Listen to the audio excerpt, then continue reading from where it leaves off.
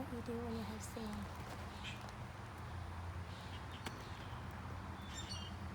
And then I'm gonna mix all of that together with some sand and some compost.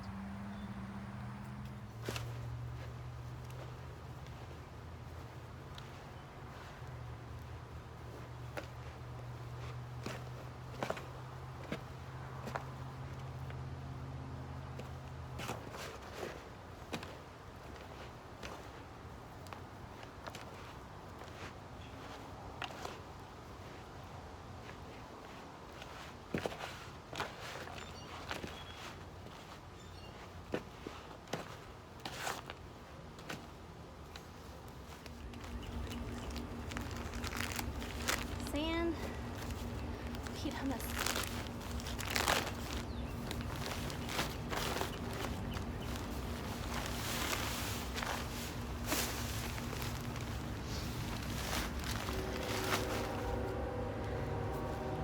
And then mix that up. We should have about a perfect mix.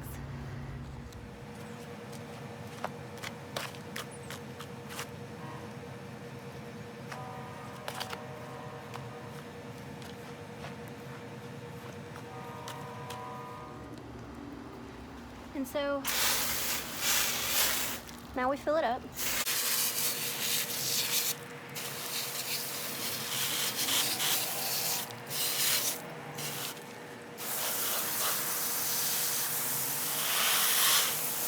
So we have filled it up, kind of see some air bubbles, with water, and now we will cover this with some plastic to keep the mosquitoes out and let it set for about 3 days, at least 4.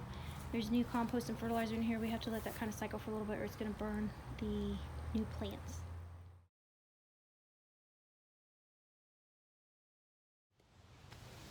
Okay, so I was going to plant the bog plants in drier dirt, but then it rained a lot this morning. So as you can see, there's water all over the top. So we will be planting into water.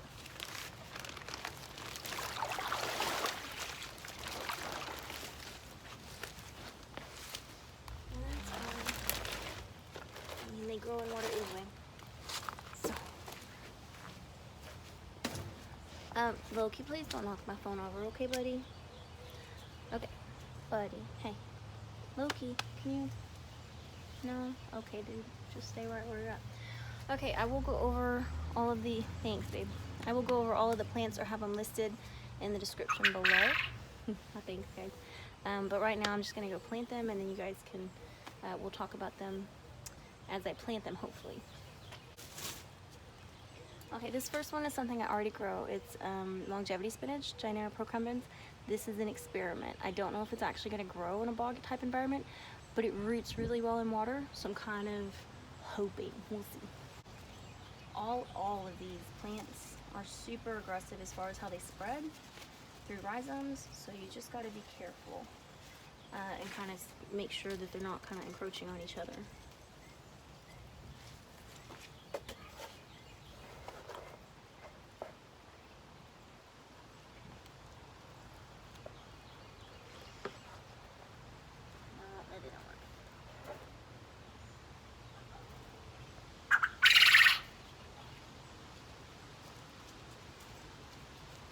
Loki, let it go. Okay, so these guys are planted. I can feel their base is in dirt. I'm gonna put this right next to it.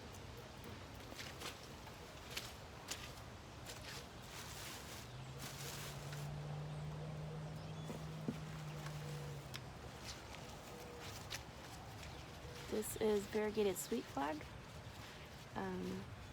All of these spread through rhizomes. These have a lot of holes in the bottom of the rhizomes. We'll see how this goes. This gets tall, so I'm gonna put it back here. I do have that little hand trowel, but I kind of prefer just working with my hands if I can.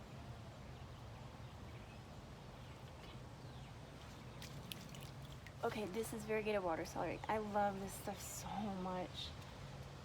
It spreads, it's beautiful, beautiful. I had it in my ponds last year and I'm super thrilled to have it this year.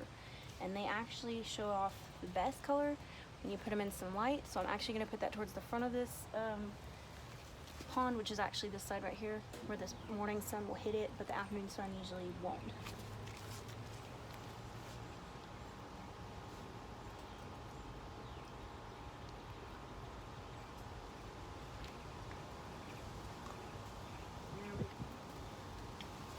Everything should settle here in a little while, but again, I am putting these in here just so that, you know, I'm really trying to keep the labels for my stuff, but I'm bad at that. I'm so bad at that. This is a really sad looking watercress. I'm gonna just stick him in here. I don't know if he's actually gonna last. Watercress tend to prefer a bit of running water. I don't have that in this situation. I purposefully don't have that in this situation. I don't want a running water pond. So we'll see if this will actually hang in there and root.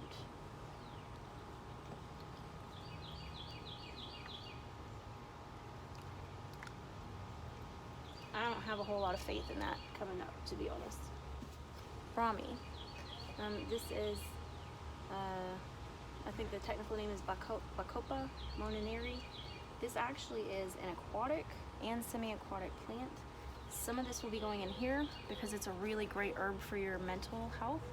And some of this will be going in my actual Azolla pond, and I'll show you that here in a little bit. But for now, I'm gonna put these ones actually in here. You can get this aquatic plant just about anywhere, and it will readily spread. Just like pretty much all aquatic plants, it will very much readily spread.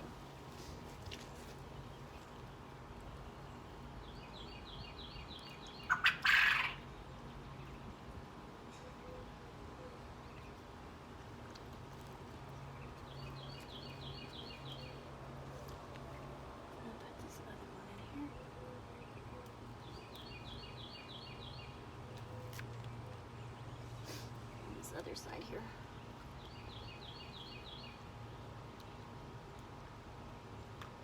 Again, because this is aquatic, it will spread just in the water. You don't even have to bury these, but I do. So this is my teacup taro. This is not edible. This is not an edible taro, as far as I know. I do have an edible taro coming that I'm going to put in a different pond, but this one, I think I'm just going to stick him actually in my Azolla pond for now, and I'll show you where that's at. These back here are actually bog bean, okay? And these are aquatic mint, which will spread very vigorously.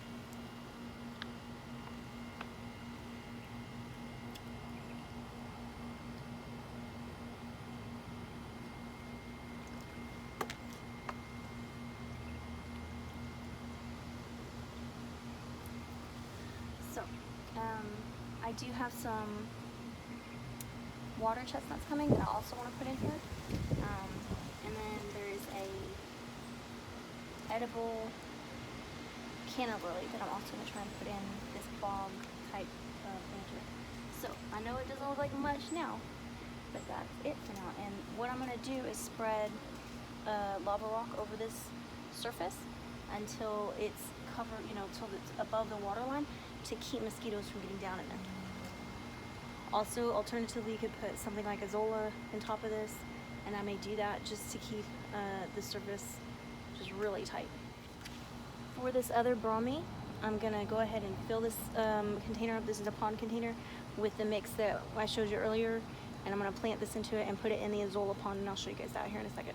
This is situated where it gets morning sun, not afternoon, not the hot afternoon and midday sun. It does not get any of that. These bog plants would probably be okay with midday sun, but I just feel better because of the nature of the container they're in. It's not exactly UV safe, you know, for long-term use. So I just would prefer to have it in the shade. So we'll see how these guys get on. This is the Azolla pond. There is actually a watered lily in the bottom. Lilies are not edible. Lotuses are. Lilies can be differentiated because there's a little notch in the leaf. A scoopful of Azolla, fill this up in about a week. I'm planning on putting some edible taro back here, and there's some blocks back there and planters under the surface of the water, just so I could have everything like where I wanted it. And I'm gonna put this brahmi bacopa right here in the front. Again, it is aquatic, so it's gonna flourish under the surface. There's also 3 goldfish in this pond because it keeps the mosquitoes down. This is not a super deep pond. I've covered the top of this with, there you go, buddy. I covered the top of that brahmi with, so you can see it, there he is, with pebbles, pea gravel, just to keep the dirt in the container. And then this azolla will fill in even thicker than it already is. And just about every week, I can harvest azolla, feed it to the quail. It will replenish in days. That's one of the really cool things about azolla. You can see it rained really heavily because there's azolla out here on the edge that got washed out. So this is the pond, azolla pond and Bog Garden experiment we've started.